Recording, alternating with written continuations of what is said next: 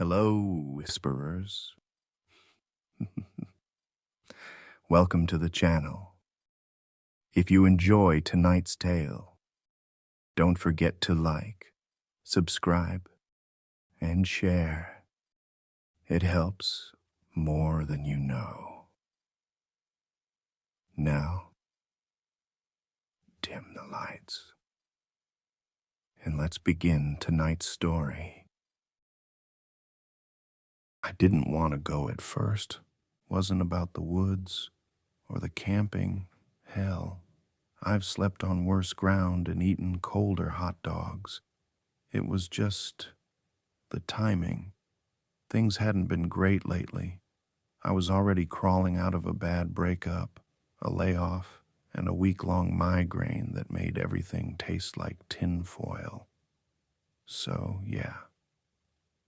When Carter texted Woods this weekend, I almost didn't answer. But then he followed it up with bourbon, fire, no phones, just us.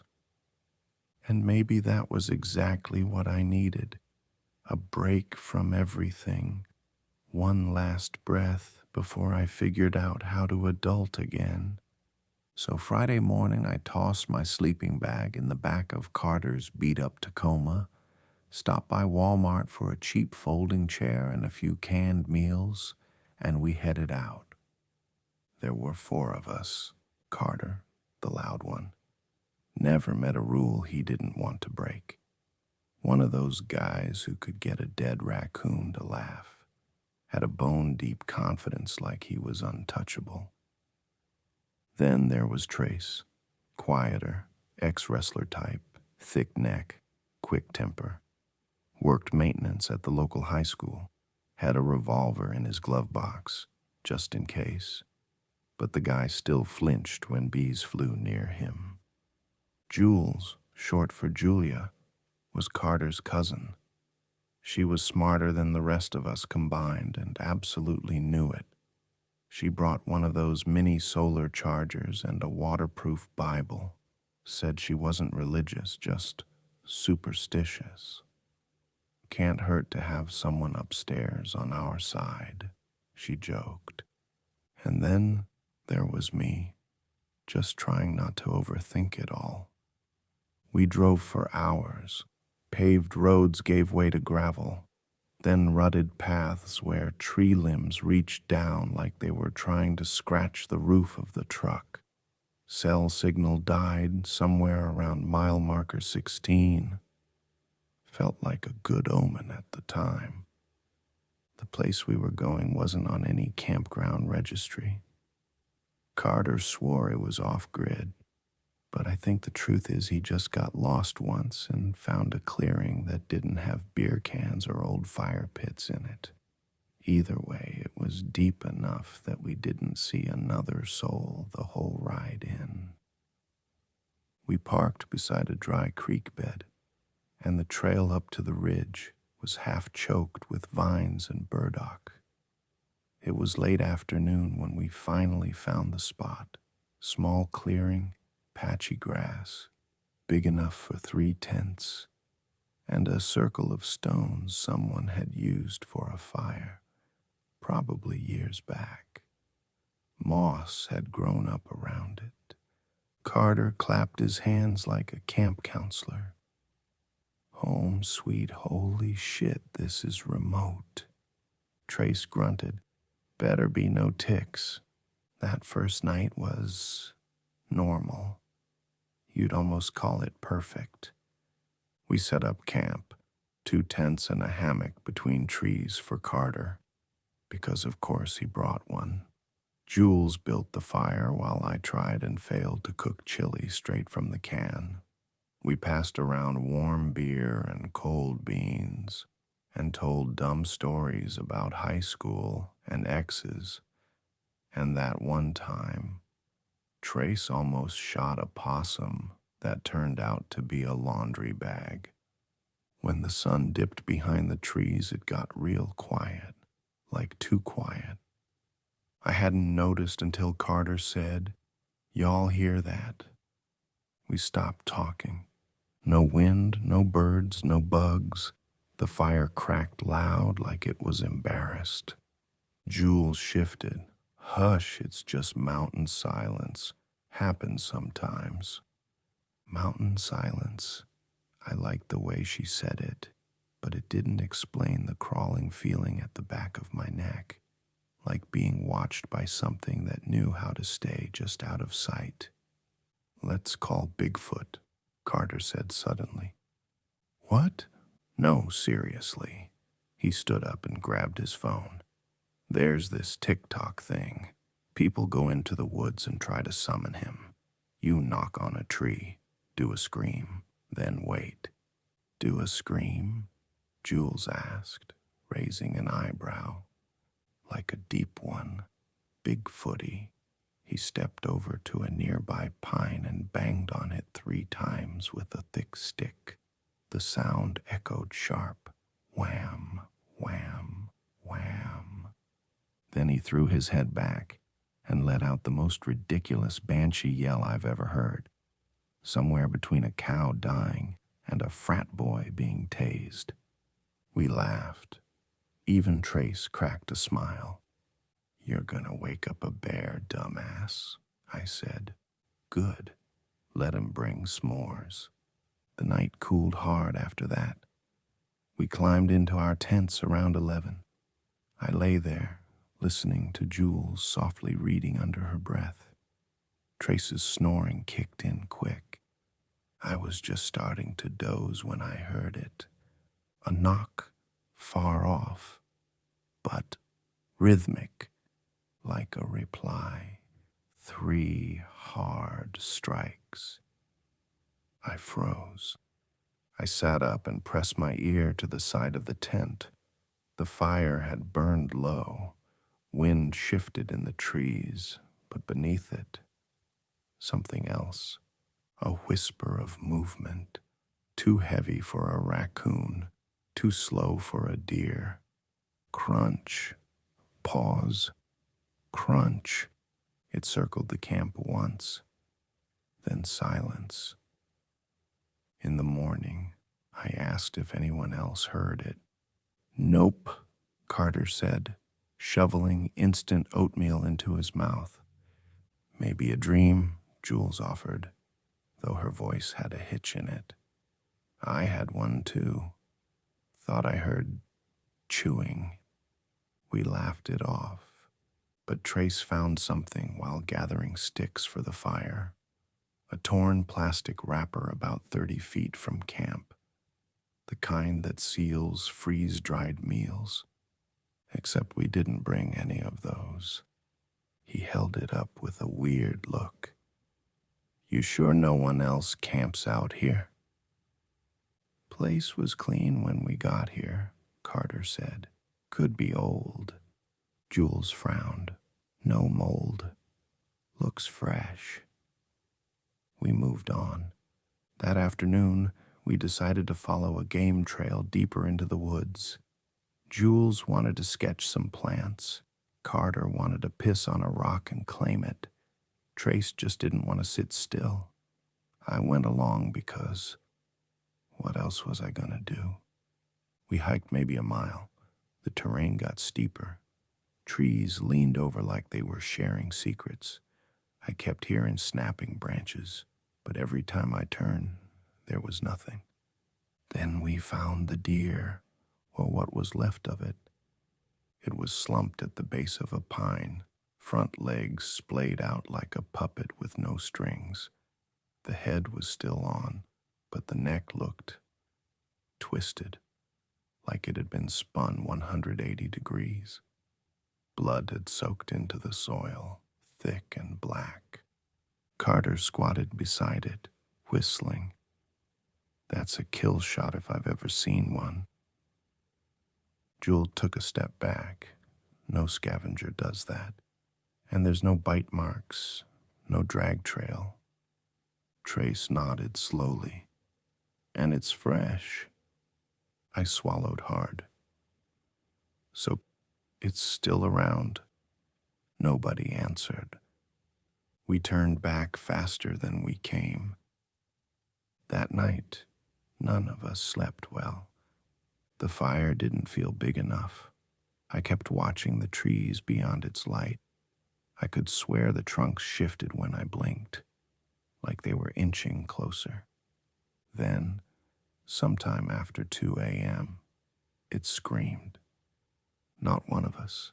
Not a bobcat, not anything I've ever heard in my life.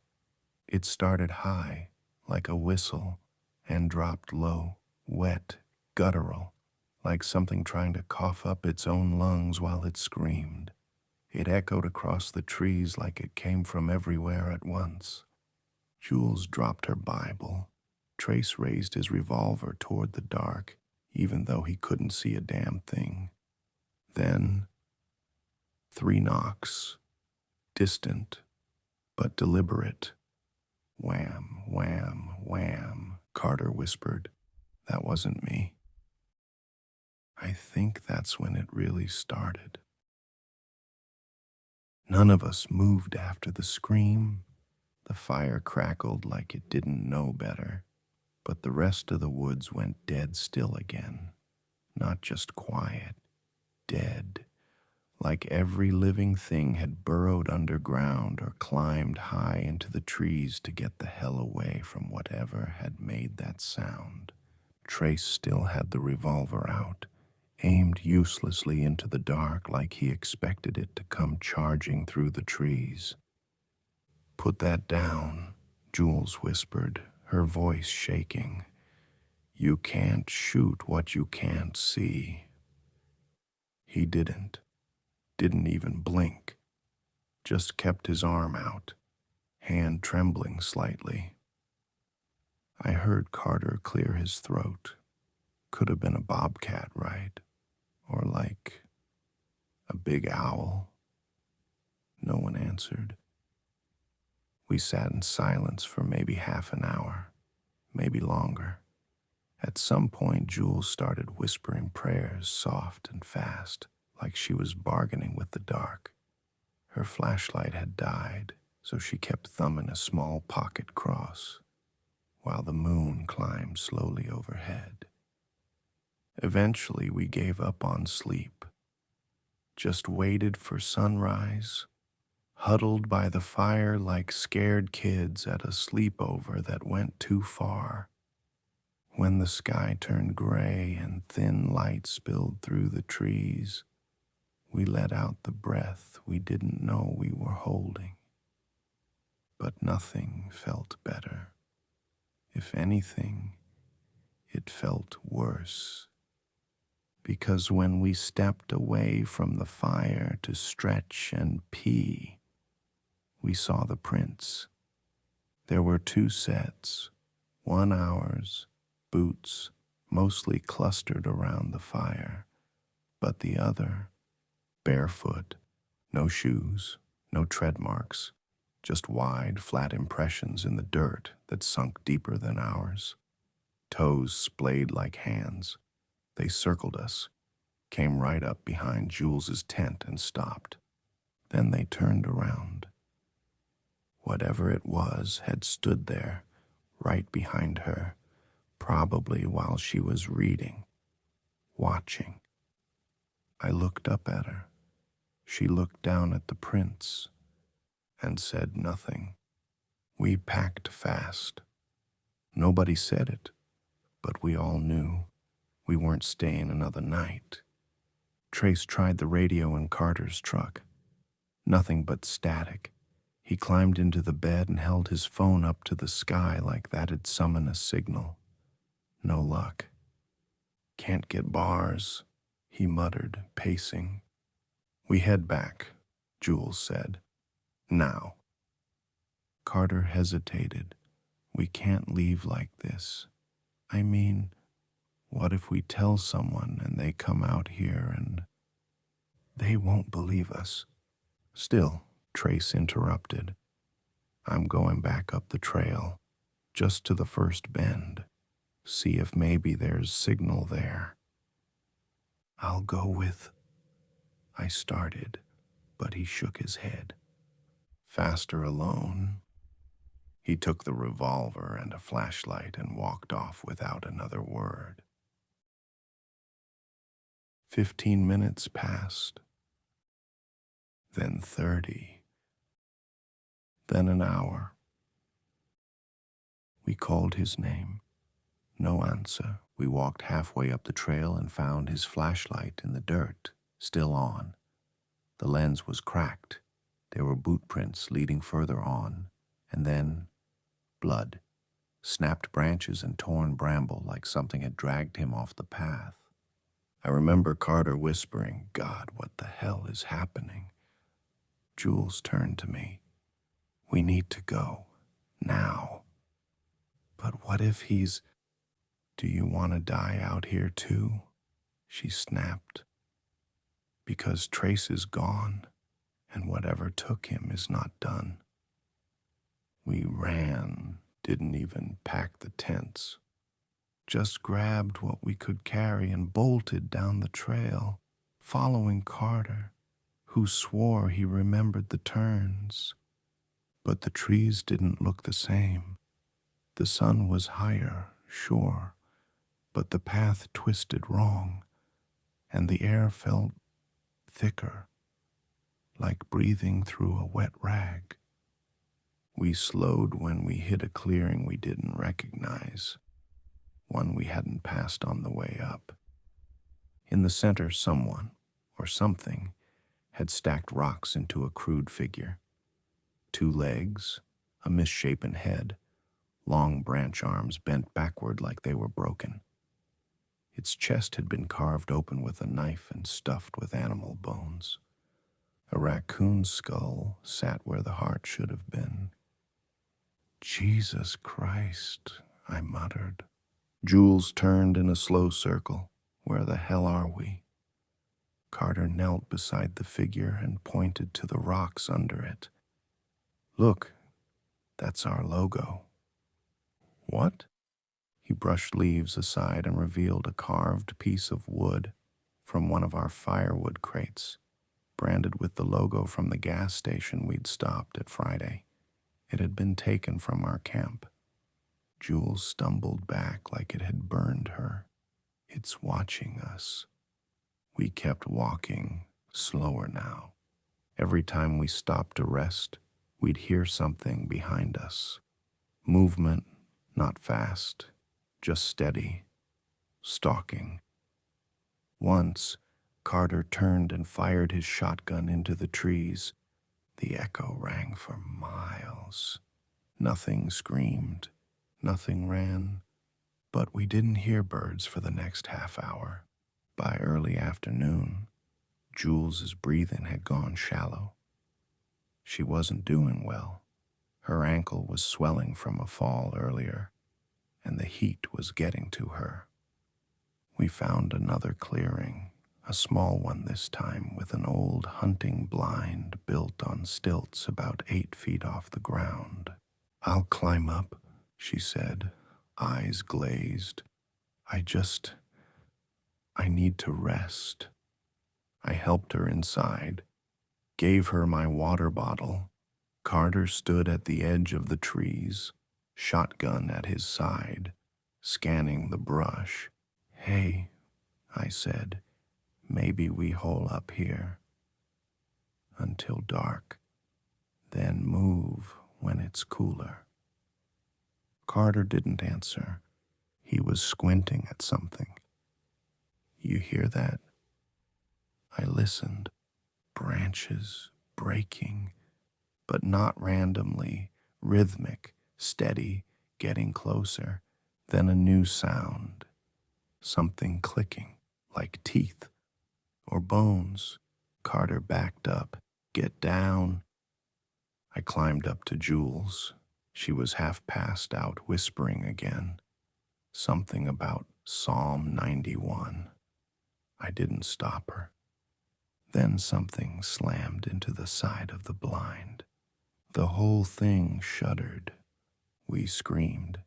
Carter fired once. I looked out the window and saw it. Not all of it, but enough. It was tall, taller than a man, maybe 8, 9 feet, hair like wet hay, patches of raw skin underneath. Its arm was too long, almost reaching the blind even from the ground, and its eyes too far apart, glowing red. It looked up at me, and I swear to God, it grinned. Then it turned and walked back into the trees, like it wanted us to follow. I climbed down from the blind, boots slipping on the damp ladder rungs, heart hammering like I'd just seen the devil himself. Jules was whispering something behind me, but I couldn't focus. My ears were ringing. Carter was standing at the tree line, motionless. His shotgun hung loose in one hand, his body half turned, like he wasn't sure whether to run or chase it. I called his name. He didn't answer. He took one step forward. Then the trees exploded. It was fast, too fast. 1 second, Carter was there. The next, something hit him, hard, like watching a car crash up close. This thing barreled out of the brush, a shape of knotted muscle and damp fur, and tackled him so hard his legs left the ground. He didn't scream. It slammed him into the dirt, and I swear I heard his ribs snap. Then came the wet sounds. Tearing, ripping. It straddled him, hunched over like a man digging into a hog carcass, and dug its hands into his stomach like it was scooping wet clay. Blood sprayed against the trees. I saw one of Carter's boots twitch just once, then fall still. And then it looked up at me, its face dripping with red, human-shaped but stretched, wrong. Its mouth hung open too wide. Its chest expanded with this low, rattling moan that didn't sound angry. It sounded satisfied. I raised the shotgun, didn't fire, couldn't. It stood, still holding something wet and pulpy, and threw it at me. It hit the ground near my boots with a slap. I didn't look at it. I couldn't, but I knew. I just ran. I didn't remember running. One moment, Carter's blood was in the dirt. The next, I was deep in the trees, lungs burning, shotgun banging against my back, branches tearing at my face. Behind me, quiet, not birds, not footsteps, just that awful, terrible quiet. I stopped when my legs gave out, dropped to my knees in a nest of wet leaves, and tried not to throw up. Whatever part of Carter it had thrown at me, it had weight. I felt it hit the earth. I hadn't looked. Still hadn't. Wouldn't. I waited until the shaking in my hands died down, then forced myself back to the hunting blind. I don't know what I expected to find. Maybe Jules gone, maybe the whole structure torn apart. Instead, she was still there, curled in the corner, pale, silent. When she looked up, her eyes were glassy, not panicked, just resigned. "Where's Carter?" I didn't answer. She didn't ask again. We stayed in that blind for hours. Didn't move, didn't talk. The only sound was wind in the branches and the occasional creak of the wood settling. At one point, I thought I heard whispering from below us. Then the blind shook again, only once, and the whispering stopped. Jules started crying, and I didn't stop her. As dusk fell, the world got small. Shadows swallowed the forest. The colors died out of the sky. My stomach twisted with hunger, but I didn't dare eat. I didn't want to open my pack. I didn't want to smell like food. Jules spoke once around nightfall. If I don't make it, tell my mom I wasn't scared. I looked at her. She smiled. I am scared, but don't tell her that. We climbed down when it got too dark to see. I figured we had one shot. Move fast, stay quiet, follow the stars north. We walked in silence for nearly an hour. That's when Jules fell. Her ankle, swollen from earlier, finally gave. She crumpled with a soft gasp, like she didn't want to be heard even in pain. I helped her up. She limped. I gave her my arm. We kept going. Then the woods shifted. It's hard to explain. The trees didn't move, but everything around us did. The path curved when it should have been straight. The stars felt wrong, like someone had rearranged the sky. We ended up back at the clearing, the one with the bone-filled totem. But now it was different. Now there were 3 more, each one crudely shaped like a person, tall, thin. One was holding a boot. Another had Carter's shotgun leaned against its leg like a walking stick. The third had long, dark hair tangled over its wooden face. I felt Jules stiffen. "That's me," she said. We didn't run. There was nowhere left to go. Instead, we backed up slowly, step by step, my arm around her shoulders. Then the smell hit, like copper and rot, like something freshly opened. I turned, and it was there, 10 feet away, just watching. Its chest rose and fell like it had been running. Its jaw opened slightly. Something long and wet uncoiled inside its mouth, then pulled back in like it was tasting the air. It didn't growl. It smiled and walked forward. I shoved Jules and yelled, "Run!" She stumbled, cried out, but moved. I turned and fired the shotgun, once, twice, point blank. The blast hit its shoulder, tore off something wet. It staggered, but didn't fall. It looked at the wound, then at me, then at Jules, and it ran. It tackled her 20 feet away. She screamed once, sharp and short. By the time I reached her, she was on her back, trying to push it away. It grabbed her arms and started to pull. Not punch, not claw, just pulled. Her shoulders snapped with a crack that made me drop the shotgun. She screamed again, then choked on it. Blood sprayed from her mouth, her eyes wide and begging. And the thing leaned down and bit into her face.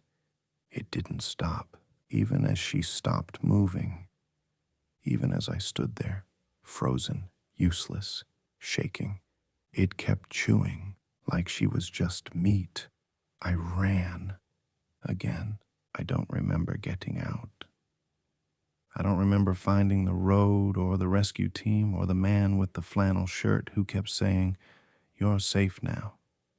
I don't remember the ambulance or the IV or the lights overhead. I only remember its face and the sound of Jules' bones breaking. They never found the campsite or the hunting blind or the clearing. They said I wandered off trail and got turned around, that my friends probably fell, died of exposure. Grief does strange things, the doctor said. But here's the thing. When I got home, my phone was dead, waterlogged, fried. But when I finally powered it up, just once on a fluke, it buzzed. New file saved. A photo. It was blurry, dark, but you could just make out three shapes in the trees. Tall, thin, watching, and just behind them, a fourth, crouched low, grinning.